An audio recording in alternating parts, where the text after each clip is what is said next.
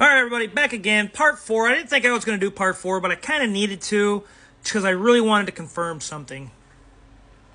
Schools begin to lose funding for a few different reasons. But I hope you came prepared, listening ears, pencil, paper, and ready to learn, because you're probably going to learn something. If you believe that the teacher's, well, a little off his rocker, feel free to go research this stuff for yourself, and you'll find this stuff to be true. Well, you go on State Board of Account, audit reports, put in your school, put in the town you live, put in the county you live in, and scroll down. It will automatically refresh. It'll show you the state audit reports that they have to give every year, whatever the case is, or whenever the state where they have to do an audit. Department of Local Government Finance, also, there's a lot of paperwork on there, because unfortunately on the school websites, you either can't find it, or it's skewed, or it's a half-truth. But this is what I wanted to show everybody. And as I went through this and other videos, it was very crystal clear that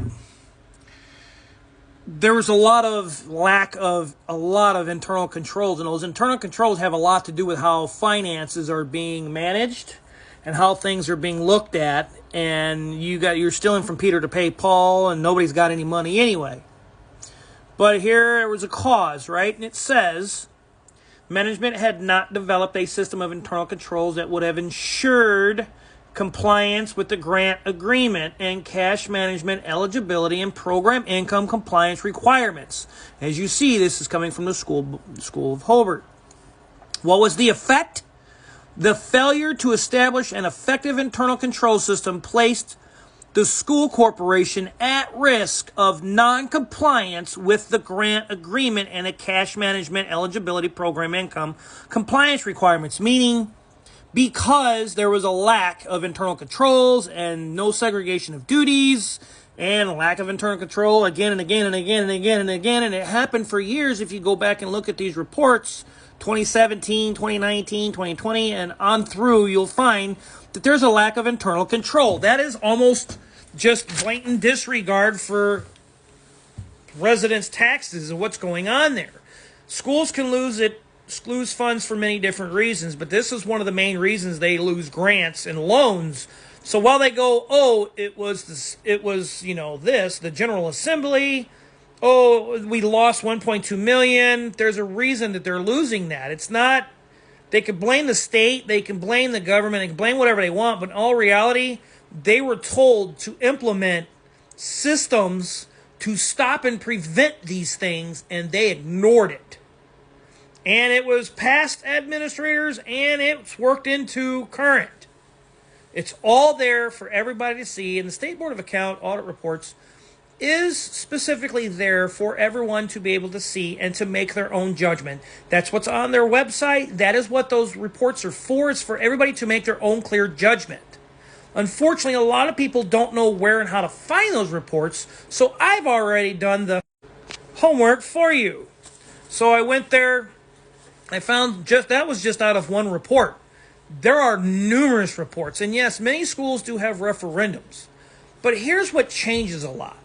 And for instance, in our town, Lake Station got a referendum, and River Forest had one. But here's what makes the difference. So I'm going to put myself in the principal's office because I'm probably about to upset a bunch of people. Is accountability for taxpayers' money. Administrators that are held accountable by their residents, not just the people that support them, but by the residents. I mean, they want everybody's money, everybody's taxes. They want everybody to be supportive, but they don't want everybody to be supportive when they got to be held accountable. Maybe get some transparency out of them because you need to see what's going on with your finances, and that's when they don't like you. But there's no arguing this. This is very crystal clear why they lost and why they're losing grants and funds. And those grants and funds and those loans and things like that are very large, in the millions of dollars. Sometimes hundreds of thousands, high hundreds of thousands of dollars, millions of dollars, multi-million-dollar grants and loans. And they lose it because of lack of internal control, lack of transparency, lack of holding each other accountable. They can preach all they want, but in time, the bills always come due. And guess what? When those bills come due, things like this start to happen. Okay? And they even give their recommendation. we recommend that the school's management establish a system of internal controls related to these grant things and cash them out. They want you to actually correct it. They want you to implement it. Now, if you look down here below, you'll see another whole finding from 2020, where they were losing it. Okay? And I'll show you where they lost, where they started losing funds. And as you see right here in this paragraph, this is, by the way, the same report, but you'll see what was affected. Internal controls, it's very clear. Children's nutrition clusters, breakfast program, national school lunch program, summer food services, program for children, COVID-19, that is your ESSER funds, or your ESSER 1s and 2s and 3s. And then you have your school breakfast program and COVID-19 national school lunch program. So it shows specifically in these reports why they're doing a report, where they found the discrepancies and how much of what, and, well, what they should be doing. And the schools usually will never admit, we didn't do this, and they'll pass blame. And I've seen schools literally blame coaches for taking off with cash or overcharging parents for uniforms. It's insane. I've seen reports where school teachers or administrators or whoever it was literally taking the concession stand cash and was going out on expensive dinners and was blowing it on trips. Like, it's insane. But think for a moment with me, if you would. You have two schools. Let's say Lake Station and River Forest. They're nearby. They both were in about the same amount of debt. It was quite hefty. River Forest got their referendums, and their administrators were held accountable. The state said, we're going to do these reports. The school said, yes, please come help us, show us where we're faulty.